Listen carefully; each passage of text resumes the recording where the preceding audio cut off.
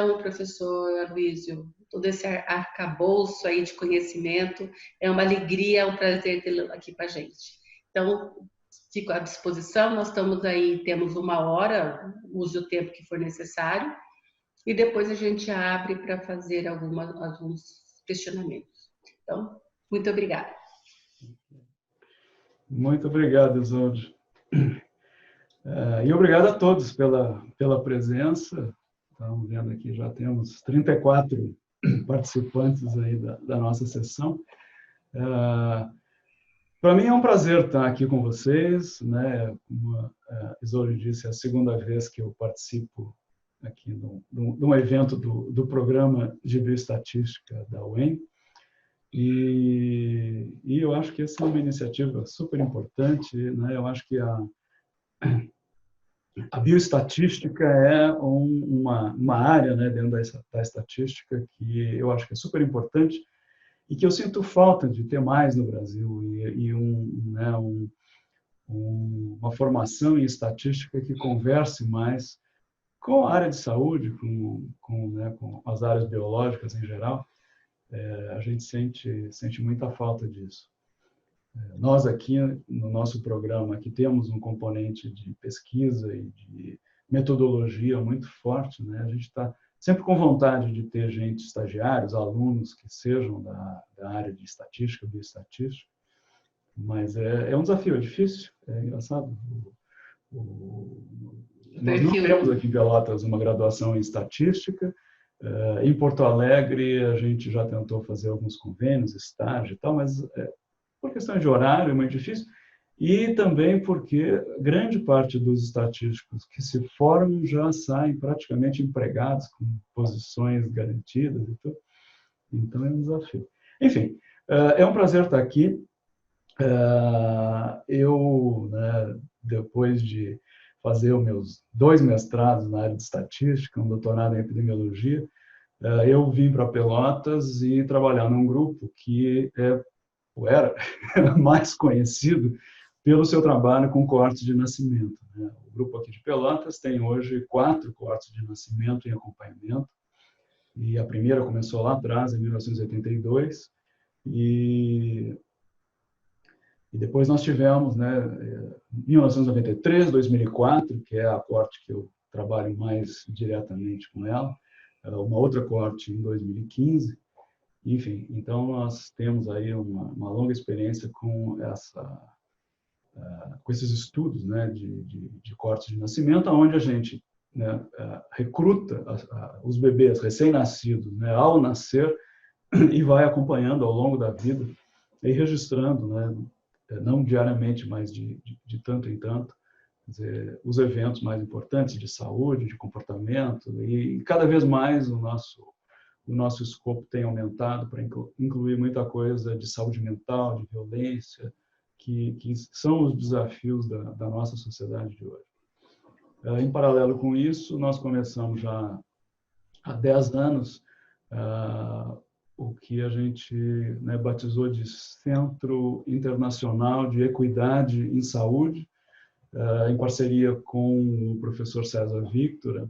Nós trabalhamos numa perspectiva de saúde global, com um foco muito grande na questão das desigualdades sociais, né, dentro dos países, entre os países, e a gente trabalha principalmente com esses inquéritos nacionais de saúde, trazendo essa perspectiva, e hoje boa parte da nossa produção científica está ligada a isso, e aí a questão do Unicef, que a gente tem trabalhado muito próximo com o Unicef, com a própria OMS, a Organização Pan-Americana da Saúde, enfim, a gente tem uma interação muito forte com esses grupos, e muito disso através dessa iniciativa que se chama Countdown to 2030, que é um grupo de acadêmicos que se reuniu há uns 15 anos atrás, justamente com esse intuito de, quer dizer, acompanhar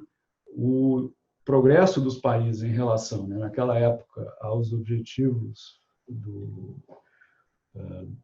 milênio na época, né? Hoje nós temos os objetivos de desenvolvimento sustentável, né, que foram ampliados em relação aos Objetivos de Desenvolvimento do Milênio, em função do sucesso que isso teve. Então, a gente faz um trabalho tudo muito ligado assim, ao monitoramento do progresso dos países em relação a esses indicadores de saúde e juntando uma perspectiva de desigualdades, trazendo essa questão das desigualdades assim, para um primeiro plano, né, das análises. E agora, com a história da epidemia, pandemia, né, o nosso grupo acabou se envolvendo nesse estudo devido à experiência que nós temos com pesquisa em nível populacional. Essa pesquisa aqui tem o objetivo, né, primário de estimar qual é a prevalência, qual é o percentual de pessoas que já se infectaram com o coronavírus na população. Então, é sobre isso que eu vou falar, então, um pouco desse estudo, os objetivos, os desafios que esse estudo representou e dos desafios que o estudo vem trazendo, porque a questão da ciência, que eu acho que, para mim, né, a grande beleza, né, da abordagem científica é que a gente tem questões, a gente faz a nossa pesquisa, a gente responde algumas questões e, ao mesmo tempo, a gente acaba encontrando novas perguntas. E a gente, quer dizer, numa abordagem científica, a gente está sempre disposto a revisar e a repensar aquilo que a gente acreditava ontem, né, que não é mais o que a gente acredita hoje, que vai mudar de novo amanhã em função da evidência científica, né, diferente de outras abordagens e pensamentos que congelam, né, as crenças e o conhecimento em determinadas coisas e nunca mais querem mudar. Então, eu vou falar sobre essa questão da epidemiologia da Covid-19 no Brasil com, né, a perspectiva, com as informações e com o que a gente aprendeu com esse estudo que nós, né, estamos realizando. Estamos, né, porque ainda tudo continua acontecendo. Assim, essa epidemia nos traz, né, uma série de desafios muito grandes. Em primeiro lugar, essa ideia da corrida contra o tempo, né? Tudo acontece muito rápido e a gente precisa de respostas e precisa de soluções a curto prazo. Questões ligadas a como é que se maneja essa epidemia. Quer dizer, tanto do ponto de vista clínico, né, que é menos a nossa abordagem, mas, né, é uma coisa essencial, como é que, né, nos pacientes mais graves, como é que se trata, né? Vai usar cloroquina ou não vai usar cloroquina? Famosa. O manejo populacional, que não é menos complicado, né? Essa questão toda do distanciamento social, né, do isolamento de verdade em alguns lugares, como é que faz isso, como é que não faz, testa, isola ou simplesmente separa todo mundo, né? Quais são as abordagens possíveis e quais são as mais eficientes? Que informação a gente tem? Essa é uma questão que, né, para quem precisa tomar decisão é fundamental. O que eu tenho de informação para basear essas decisões? A gente é bombardeado todo dia com esse número absoluto de casos confirmados e de óbitos.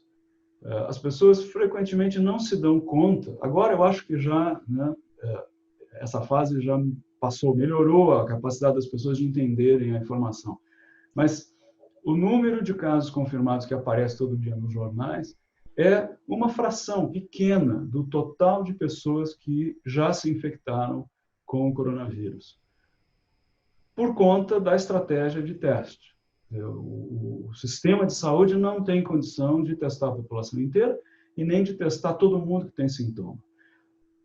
Então, né, varia um pouco de um estado para outro, de uma cidade para outra, mas, em geral, se testa aquela pessoa que tem, né, uma sintomatologia mais grave e um quadro clínico mais severo que provavelmente vai precisar de uma internação, alguma coisa. Então, quer dizer, o que a gente vê de caso confirmado é uma fração daquilo, né, do total de gente que já se infectou com o coronavírus. E, com o passar do tempo, nós estamos nos dando conta que, apesar do número de óbitos ser um indicador mais robusto do que o número de casos, também existe uma subestimativa importante do número de óbitos devido à Covid. Então, essa questão, quantos casos, né, ou quantos infectados, melhor dizendo, nós temos hoje na população? Qual é a real taxa de letalidade dessa doença? Para quem não está familiarizado com o termo epidemiológico de taxa de letalidade, letalidade é a proporção das pessoas que ficam doentes e que acabam morrendo dessa doença. E hoje nós já estamos fazendo uma diferença entre a taxa de letalidade do caso e a taxa de letalidade da infecção. Porque o caso é aquele indivíduo que tem a doença clínica, com sintomas e tal, e acaba sendo testado e confirmado.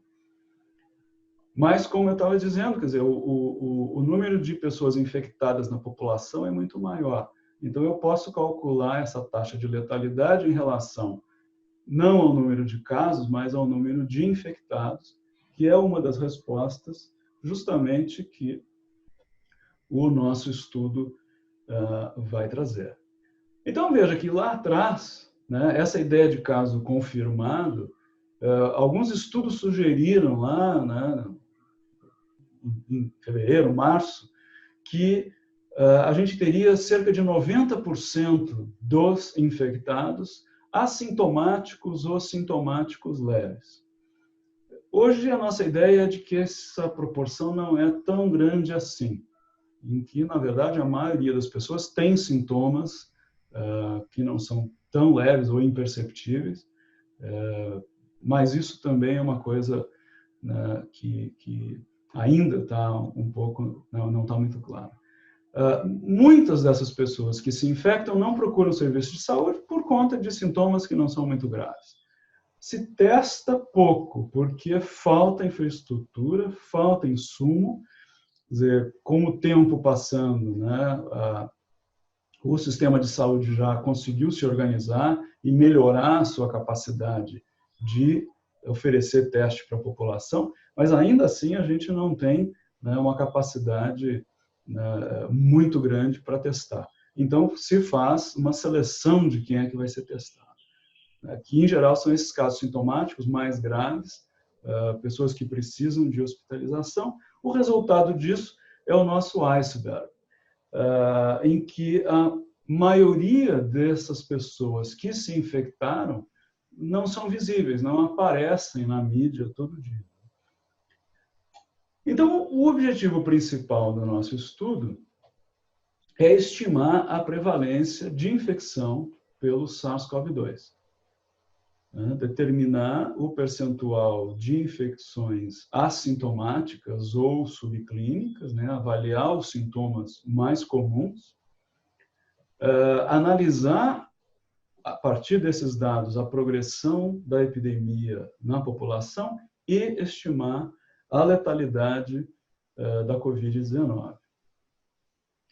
Bom, para resolver esses objetivos, a gente, primeiro de tudo, precisa de um teste, né? Quando a gente pensou em fazer um estudo desse tipo, o primeiro desafio era que teste utilizar.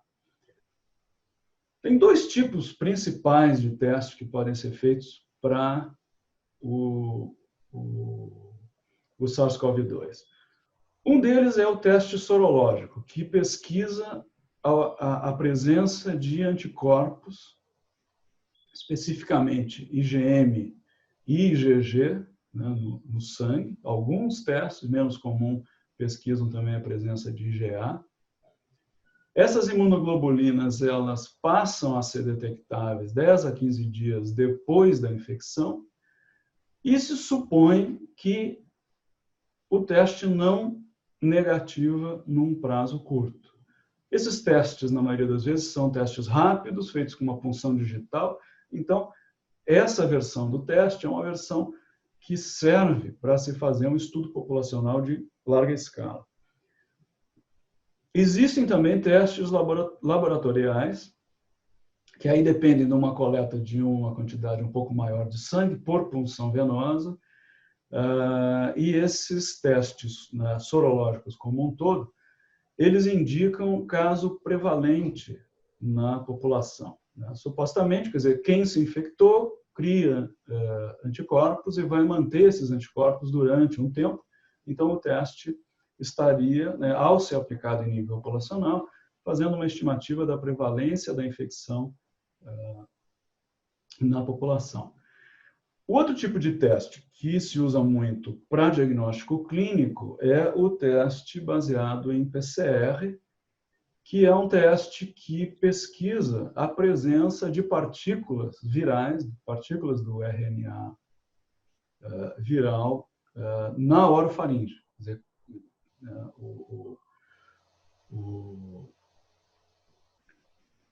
então, a gente não está procurando anticorpos ou outro indicador da presença do vírus, senão, quer dizer, o próprio vírus.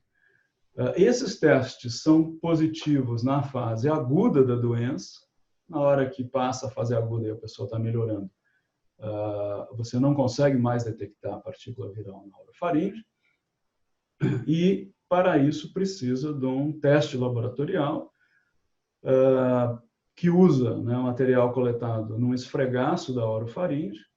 E aí a gente tem, quer dizer, um indicador de caso ativo, né, mais importante para um diagnóstico clínico do que para um diagnóstico populacional.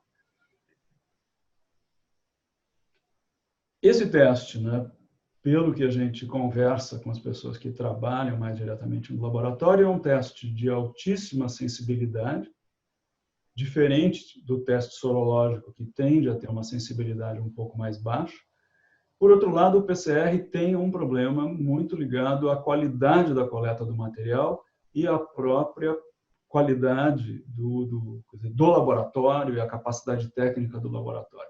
Então, quer dizer, se acaba também, né, tendo falsos negativos no teste do PCR, porque o material não foi bem coletado ou o laboratório não tem uma capacidade técnica muito boa. Embora hoje o PCR seja uma técnica já corriqueira, depende de uma qualidade, de se manter, né, um controle de qualidade muito bom. Esse gráfico, eu acho que ele é super importante para a gente entender a dinâmica desses testes e o que acontece, né, ao longo do período de infecção. Então, se a gente começa lá da esquerda, a gente vê a exposição ao vírus, 1 a 2 semanas para que apareçam sintomas, e nesse momento, vejam que a curva azul está chegando no seu pico, é onde é mais provável de a gente conseguir fazer a detecção do vírus através de PCR, ou seja, o vírus está lá presente, ativo na orofaringe. Um pouquinho depois, começam a subir as curvas dos anticorpos, né? Mas veja, já cerca de 1 semana, 10 dias depois do aparecimento dos sintomas. Então, nós temos essas duas curvas tracejadas, né? Em roxo a IgM, que aparece um pouco antes e cai mais rapidamente. E a IgG, que sobe de nível um pouquinho depois e vai decaindo o nível bem mais lentamente. Então, veja que, do ponto de vista de detecção com um teste sorológico, a gente espera que o teste comece a dar positivo de 10 a 15 dias depois do início dos sintomas da doença. Então, veja que os dois testes que nós temos são testes que, quer dizer, são úteis em momentos diferentes e para coisas diferentes. O teste que nós usamos é um teste rápido, é esse teste sorológico, o Wonderful, um teste de fabricação chinesa, que foi comprado para o Ministério da Saúde, não pelo Ministério. Na verdade, foi a Vale do Rio Doce que comprou 5 milhões de testes como parte da sua penitência pelos erros do passado. Esse teste, quando nós recebemos, e era a alternativa que nós tínhamos para fazer o estudo, né, a nossa preocupação maior era como é que é a validade desse teste. Então, nós usamos dados que já existiam e fizemos o nosso estudo de validação. Chegamos à conclusão de que o teste tem uma sensibilidade da ordem de 85%. A sensibilidade é a probabilidade do teste dar positivo quando o sujeito é doente. E a especificidade do teste, hoje a gente estima que seja muito alta, da ordem de 99,9%, muito em função da primeira rodada do nosso estudo no Rio Grande do Sul, onde nós fizemos mais de 4.000 testes e tivemos só 2 positivos. A gente, quer dizer, fazendo a suposição, né, conservadora de que os 2 testes eram falsos positivos, essa especificidade tinha que ser muito alta, porque se a especificidade fosse mais baixa, a gente teria que ter encontrado um número muito maior de positivos, né, falsos positivos nesse processo. O teste, né, como eu disse, é feito com punção digital e sai o resultado em cerca de 15 minutos. Vocês têm aí na figura a imagem de um teste negativo, em que aparece uma linha vermelha ali ao lado do C de controle, e um teste positivo, onde aparece a linha vermelha do C e uma outra linha, uma linha vermelha do lado do T, indicando, então, a positividade do teste. O que acontece quando nós trabalhamos com um teste que não é perfeito? E o teste nunca é perfeito. A gente não tem teste diagnóstico que tenha 100% de sensibilidade e 100% de especificidade. Nesse caso, a gente até tem um teste em que a especificidade é muito próxima de 100%. Aqui eu trouxe só um exemplo, né, de qual é a equação que se usa para fazer o ajuste da prevalência, né, a partir da sensibilidade e da especificidade. Então, vejam que o gráfico mostra em vermelho, que seria, né, a minha linha da igualdade, ou seja, a minha prevalência aparente, né, observada sem ajuste, e em azul, a prevalência ajustada, corrigida, e veja que conforme aumenta a prevalência bruta, aparente, a prevalência ajustada vai aumentando. Por quê? Porque o componente de sensibilidade vai ganhando importância, porque a sensibilidade é muito mais baixa do que a especificidade. Mas veja que tem uma faixa aí de 5 a 10% de prevalência em que praticamente a correção não faz diferença. Isso vai realmente fazer alguma diferença quando a gente chegar lá da ordem dos 15, 20, 30%, aí sim, esse ajuste passa, né, a ser importante do ponto de vista de uma interpretação prática, né? Nesse projeto, em que a questão logística, né, era uma questão chave, então nós precisávamos de um teste que pudesse ser feito no local, na hora, por gente sem muita especialização. Então, punção digital é tranquilo, porque é uma técnica, inclusive, usada por diabético, né? Quem tem diabetes frequentemente se autotesta usando lá uma lancetinha, que você vai lá, fura a ponta do dedo, faz o seu teste. Ou seja, uma coisa fácil da gente ensinar para entrevistadores que não sejam profissionais da saúde. Então, essa era uma questão importante. O questionário é outra coisa importante. Tinha que ser um questionário curto, não dá para fazer um questionário de 20 páginas, de 1 hora de entrevista. Então, nós fizemos um questionário que basicamente inclui os dados socioeconômicos, né, mais importantes, dados de escolaridade, claro, sexo, idade, algumas informações sobre bens domésticos que a gente pudesse depois gerar um indicador de riqueza baseado em bens, informações sobre o distanciamento social do próprio entrevistado, como é que a pessoa, né, se relata em termos de estar ficando em casa, estar saindo com que frequência, etc.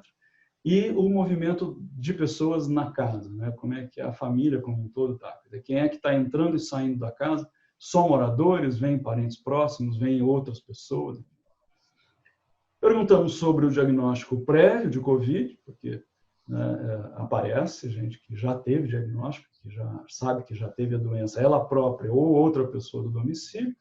Perguntamos sobre sintomas e sobre comorbidades, que é um aspecto importante, né, quando a gente vai olhar principalmente a questão da letalidade da doença, que a gente tem visto nos relatos, que os pacientes de mais idade e aqueles com comorbidades são os que têm, né, as maiores taxas de letalidade observadas. A amostra, grande desafio, muita discussão no grupo. A gente quer uma estimativa populacional, mas a logística tem que ser viável, factível. O prazo é curto, a gente tinha pouco tempo, e discutimos muito sobre isso. É óbvio que a primeira perspectiva é que a gente faça um estudo tipo, né, os estudos tradicionais do IBGE, com uma amostra de base populacional que faça, enfim, uma cobertura de todo o território, zona urbana, zona rural. Conclusão, inviável. Impossível fazer isso, porque era um estudo que tinha que ser organizado e colocado no campo em um prazo de semanas e não um prazo de meses ou de ano. Resolvemos, então, usar uma lógica que é comum na epidemiologia, que é a ideia de cidade sentinela. Então, em vez de nós fazermos uma amostra que vai ser super espalhada, que vai ter setor censitário, né, cobrindo o país inteiro, em lugar de cidade grande, cidade pequena, lugar de fácil acesso, de acesso quase impossível quando a gente pensa, em especial, na região norte. Nós resolvemos usar, então, essa lógica da cidade sentinela.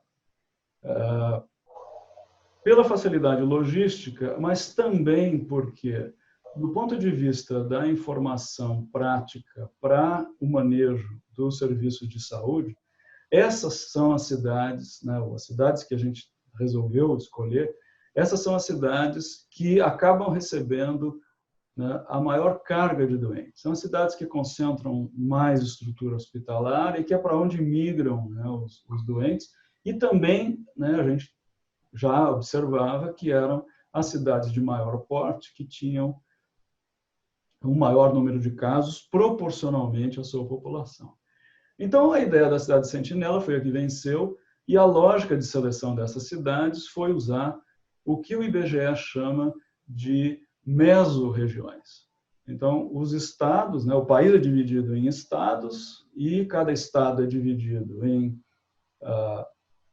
macro-regiões, regiões intermediárias ou mesorregiões, e micro-regiões. Então, nós escolhemos essas regiões intermediárias, que no Rio Grande do Sul são 9, e no Brasil como um todo são 133. E dentro dessas regiões, nós selecionamos as cidades maiores, aquelas cidades que têm a maior população.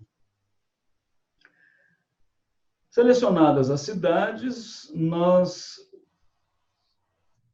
resolvemos trabalhar com setores censitários dentro das cidades, 10 domicílios por setor. Em cada domicílio, uma pessoa selecionada aleatoriamente, e num balanço, como sempre acontece, né, quando se decide tamanho de amostra, num balanço entre precisão e disponibilidade de testes e o custo do estudo como um todo, o estudo que nós começamos no Rio Grande do Sul, nós resolvemos fazer 500 testes por município a cada rodada. E no Brasil, 250 testes por município. Ou seja, no estudo gaúcho, 50 setores censitários por município, no estudo nacional, 25 setores censitários por município. E aqui vocês têm a distribuição desses municípios no território do Estado e no território brasileiro. Então, vocês vejam que existe aí, né, um enorme espalhamento dessa amostra, apesar da ideia de trabalhar com cidades sentinelas, E nós pegamos lá em cima, né, nós temos o Oiapoque, literalmente o Oiapoque está na amostra, mas o Chuí não. O extremo sul da pesquisa é aqui, Pelotas, que vocês veem lá embaixo, né, na ponta sul da Lagoa dos Patos. Então, né, 9 municípios no Rio Grande do Sul, porque, na verdade, são 8 mesorregiões e nós resolvemos pegar um município adicional na região metropolitana de Porto Alegre, que é o município de Canoas. E no Brasil como um todo, são, né, as 133 cidades maiores de cada uma dessas regiões. E Maringá faz parte. Maringá faz parte. Que, aliás, eu comentei ontem na entrevista que Maringá não nos deu nenhum teste positivo, assim como várias outras cidades onde a prevalência da infecção é baixa, né? Você faz 250 testes e não encontra nenhum positivo, né? Por conta dessa prevalência baixa. Então, aqui um slide para a gente respirar e tomar um fôlego, né? E lembrar de uma frase muito interessante do Geoffrey Rose, que era um epidemiologista inglês, uma pessoa que teve uma importância enorme na epidemiologia dos anos 80, 90, e que ele dizia que um epidemiologista precisa de mãos sujas, mas de uma cabeça limpa.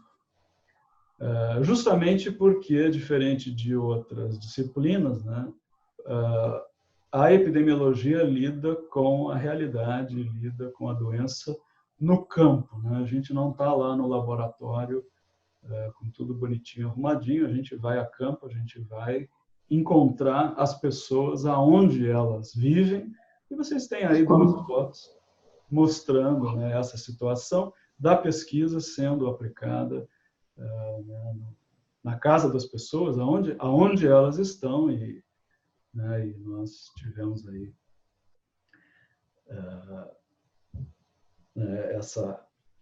essa possibilidade de estar visitando, né, o país inteiro. Então, veja que a proposta do estudo é baseada em tudo isso que eu já mostrei, fazer inquéritos seriados. No Rio Grande do Sul, inicialmente nós tínhamos previstas 4 rodadas, uma a cada 2 semanas, 4.500 testes em cada rodada. Já temos programadas mais 4 rodadas para serem realizadas. Nós já, na verdade, já fizemos até a 5ª aqui no Rio Grande do Sul.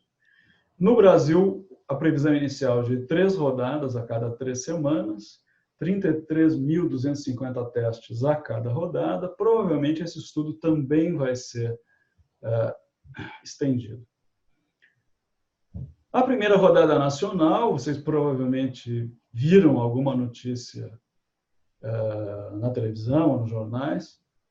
Tivemos problemas muito grandes, e esse problema, na verdade, foi causado, né, de saída pela falta de comunicação adequada entre o Ministério da Saúde, que encomendou a pesquisa, e os municípios.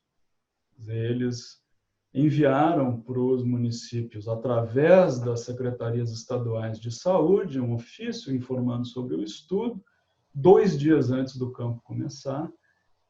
Muitos municípios não receberam essa informação e se assustaram ao ver chegar uma equipe de fora e gente andando pelas ruas lá, todo mundo paramentado, de, né, gorro, máscara, avental e coisa.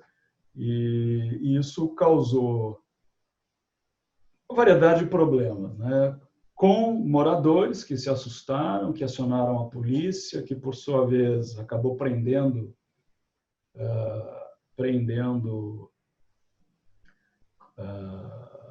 alguns dos entrevistadores em algumas cidades, ou alguns lugares a equipe foi levada para a delegacia 2, 3 vezes, enfim. Tivemos problemas com as secretarias municipais de saúde em alguns municípios, que entendo até que não ficaram nada satisfeitas de repente, ver um estudo começando nos seus municípios sem que eles tivessem sido informados ou consultados e tal. Então, assim, foi um problema de comunicação importante que, entre a primeira e a segunda rodada, foi, né, em larga parte resolvido, e nós tivemos já na segunda rodada praticamente todos os 133 municípios participando da pesquisa. Mas foi um enorme desafio.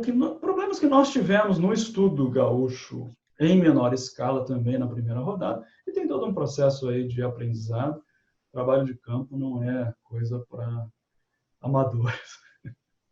Eu quero, aliás, aproveitar, pessoal, pedir para vocês o seguinte, que todo mundo que está participando da sessão, que coloque no bate-papo um alô presente e tal, para a gente poder ter registrado depois no bate-papo todo mundo que participou. É o jeito mais fácil para nós de controlar a participação das pessoas.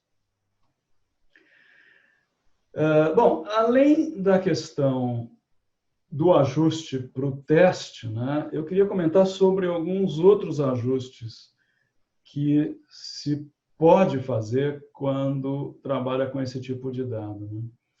Então, além de ajustar a prevalência, né, a gente pode incluir na estimativa de precisão da prevalência a variabilidade que a gente observa para a sensibilidade e para a especificidade. Então, o que nós estamos fazendo nesse caso é usar uma estratégia de bootstrap para incorporar a variabilidade, né, da validade do teste na nossa estimativa. O ajuste pelo desenho amostral, já que é uma amostra por conglomerados, e também a questão de ser uma amostra chamada inversa, né, em que a gente, na verdade, define o número de domicílios desejados em cada setor e aborda tantos domicílios quantos necessários para chegar naquele número. Outros ajustes que podem ser necessários ao calcular estimativas por estado, por região ou para o país, usar ou não uma ponderação com a população das cidades. E cabe lembrar, obviamente, que ao ter escolhido, né, uma amostra baseada em cidade sentinela, nós não vamos ter uma estimativa de prevalência que possa ser considerada representativa do país. Quer dizer, o que nós temos é uma prevalência que seria representativa da população dessas 133 cidades, que tendem a ser municípios, né, maiores do que a, né, maioria, ou grande parte dos municípios brasileiros. A questão da amostra inversa,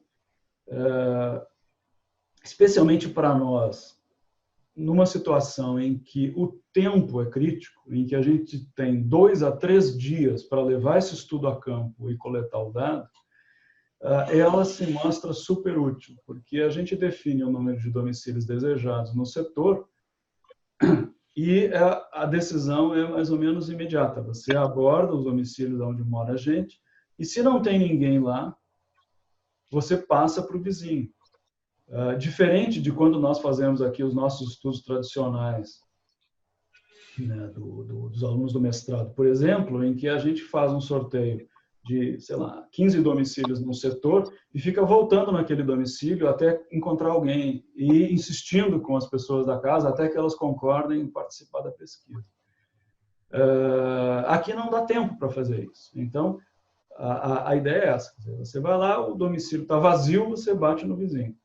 Mas aí, na hora de fazer a conta, né, de qual é a probabilidade de seleção de um indivíduo K num domicílio J do setor I do município H, eu preciso levar em conta não só, né, aquelas coisas tradicionais de um cálculo de probabilidade amostral, em que eu calculo a probabilidade de se selecionar o setor, a probabilidade de se selecionar um domicílio dentro do setor e a probabilidade de selecionar aquele indivíduo dentro do domicílio, eu incluo aqui, aparece aqui no laranja, né, uma correção que leva em conta, quer dizer, quantos domicílios eu visitei, eu abordei, né, em relação ao total de domicílios daquele setor. De forma que a gente possa, dizer, levar isso em conta nessa ponderação,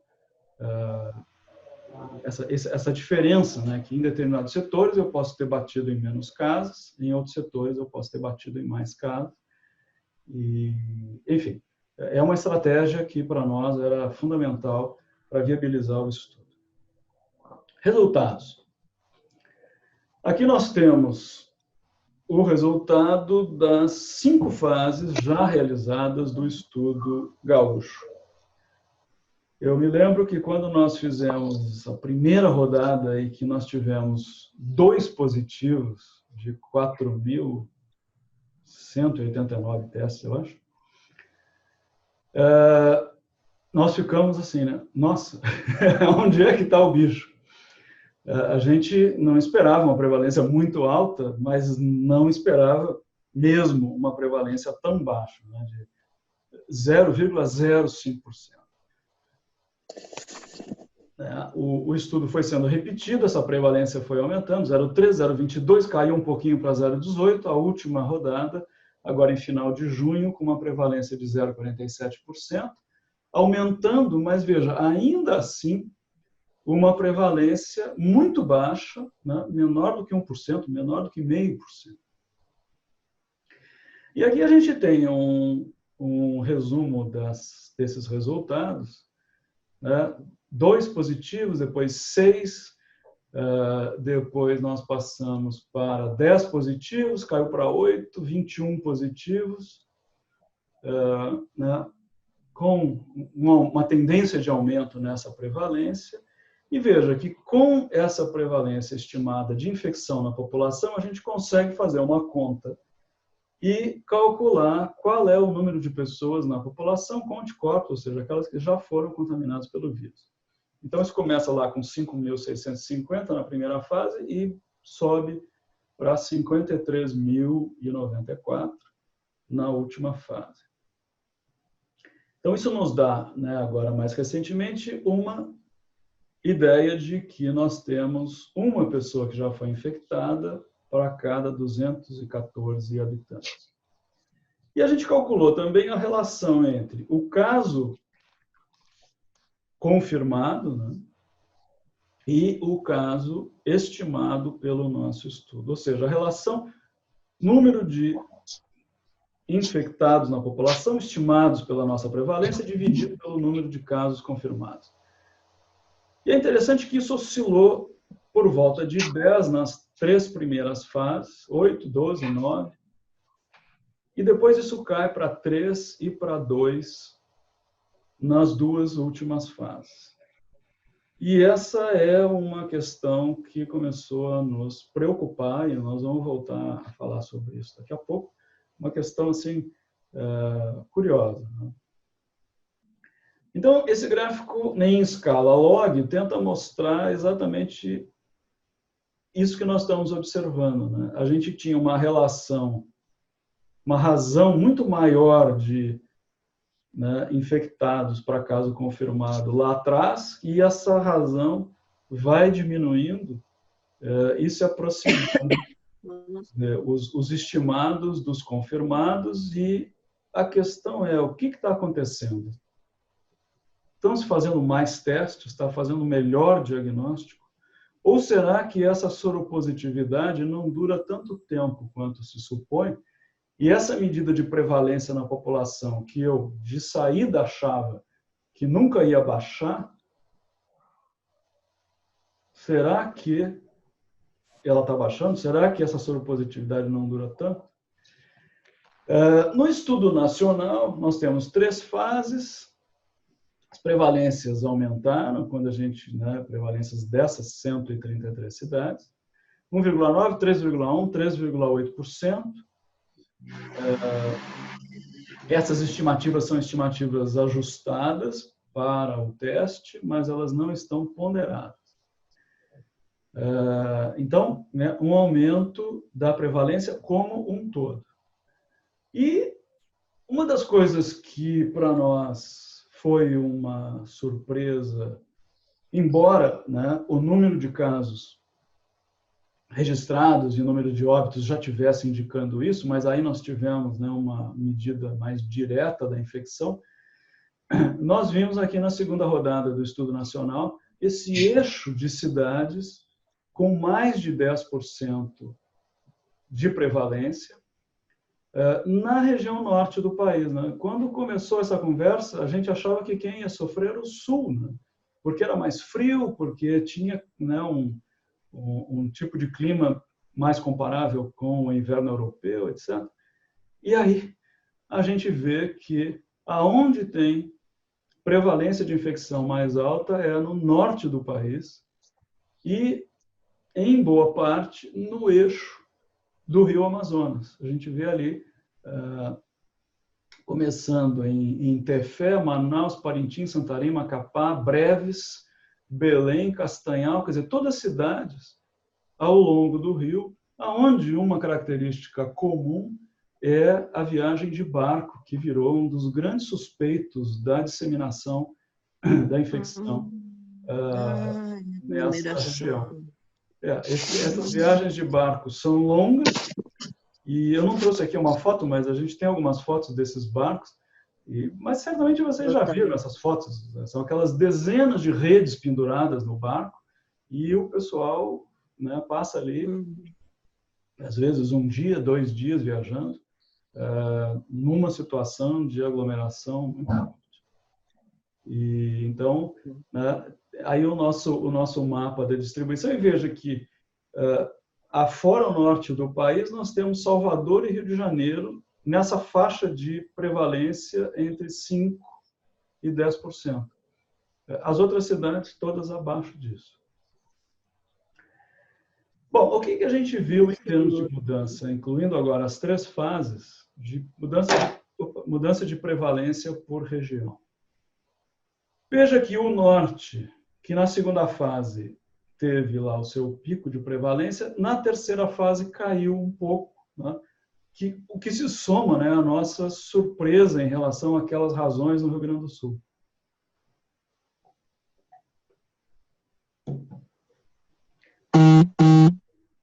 Em alguns lugares a prevalência cai. No Nordeste um aumento importante, no Sudeste está aumentando, Centro-Oeste, Sul também, mas com prevalências muito mais baixas que Norte e Nordeste. Só um pouquinho, acho que tem que fechar. Desculpa, Jocely, você poderia fechar o seu... Ah, tá. Isso, isso, deixa eu fechar para você aqui. Desculpa, Luiz. Estou te procurando aqui.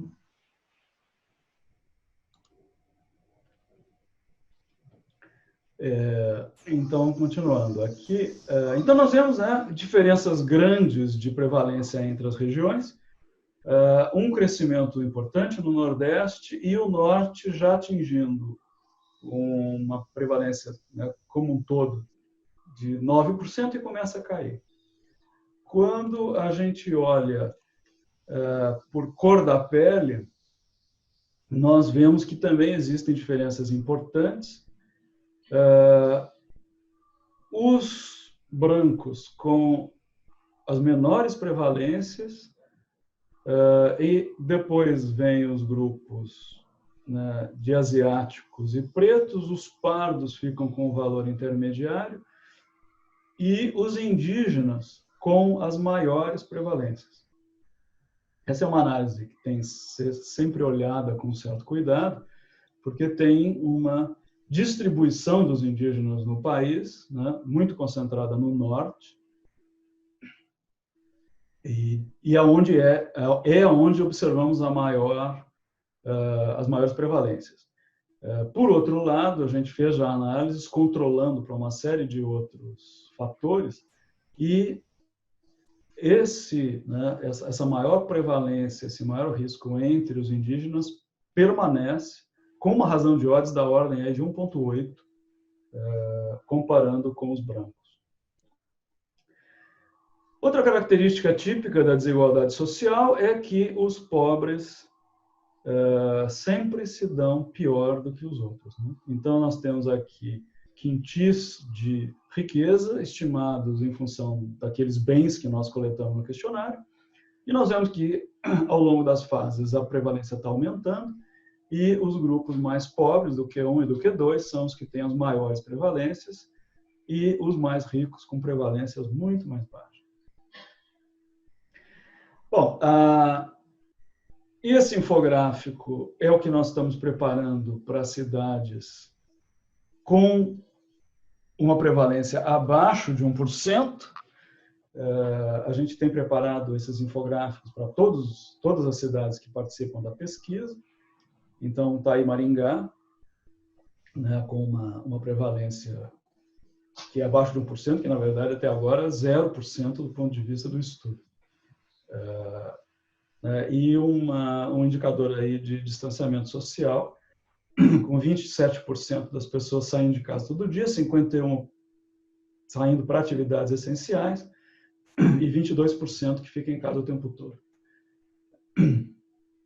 Aqui é o infográfico de Manaus, que é o modelo para cidades com prevalência acima de 1%, em que a gente mostra o número de casos confirmados, o número estimado de infectados, essa proporção, né, de uma pessoa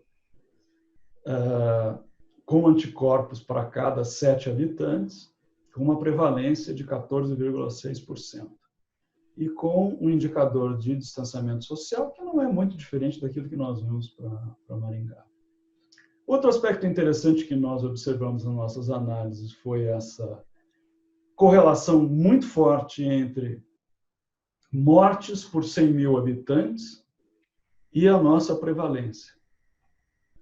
Então, a gente vê que, né, você tem uma associação, uma concordância aí bastante razoável entre o que está se observando de mortes por 100 mil e a nossa prevalência. Essa correlação é pior, mais fraca, quando a gente usa o número de casos confirmados, porque o número de casos depende mais dessa capacidade das cidades de testar as pessoas. Então, veja que nós temos uma correlação aí acima de 0,8. E isso aqui é o que nos mostra a situação de casos acumulados por região, né? Então, fica claro que a região norte, né, saiu na frente nessa corrida indesejada de vencer do coronavírus, seguido pelo Nordeste, depois o Sudeste e, por último, o Sul e o Centro-Oeste. Quando a gente olha o número de mortes por 100 mil, a gente tem indicação de que, né, em concordância com aquela redução da prevalência que a gente observou para o norte, a gente tem já alguma indicação de que o número de mortes está caindo, né, e que o famoso pico da epidemia parece que por lá já foi. Enquanto isso, no sul e no centro-oeste, a epidemia continua crescendo, né, do ponto de vista das mortes. E nordeste e sudeste sugerem, né, que já estamos vendo uma estabilização aí com possível queda no futuro próximo. Tudo isso a ver. Bom, algumas conclusões. A prevalência da infecção continua aumentando, né, é o esperado, visto que a gente ainda tem casos acontecendo. Uma coisa que é super importante de entender é que nós não temos uma epidemia, nós temos várias epidemias, né? Em cada região nós temos um comportamento diferente e dentro de cada região, cada estado, cada cidade tem uma dinâmica um pouco diferente. Ao contrário daquilo que a gente esperava, a situação da epidemia se apresentou mais grave, um crescimento maior e mais rápido no norte do país, menos grave no sul. E a gente vê que o vírus foi trazido por gente rica que viaja, né? E na hora em que a coisa pega, quem sofre mais são os mais pobres, pretos, pardos e, em especial, os indígenas. E a gente tem aí algumas perguntas, né, que aparecem conforme a gente começa a aprender e responder aquelas que nós fizemos de saída, começam a aparecer novas perguntas, né? Em várias cidades, nós observamos queda nessa prevalência medida por esse teste, o que nos coloca a pensar o que é que esse teste está medindo. A permanência dos anticorpos é mais curta do que a gente pensava.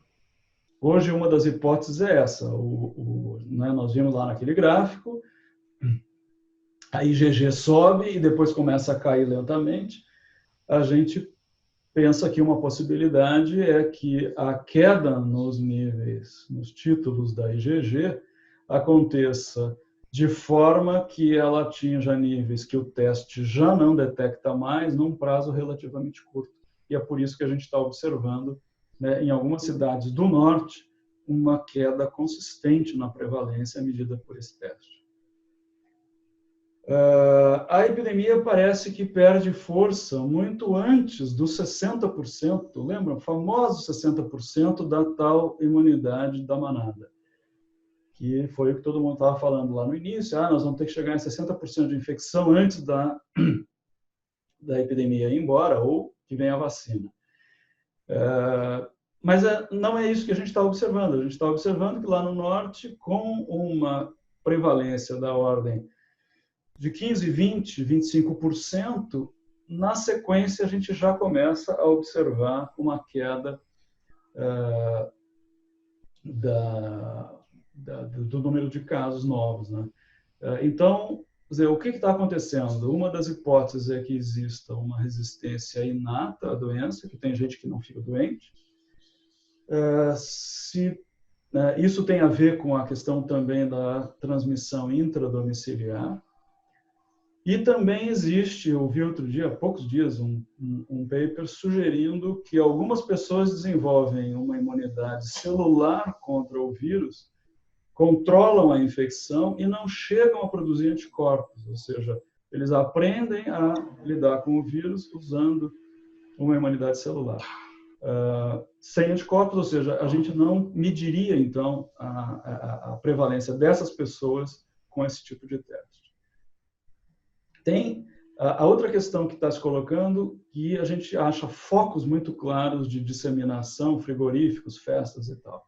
Então, uma hipótese, o pessoal tentando entender, esses super disseminadores, é melhor do que essa palavra que eu botei aqui no slide, quer dizer, em termos de indivíduos que parecem que são capazes de disseminar a doença mais do que outros e determinados tipos de evento e situação.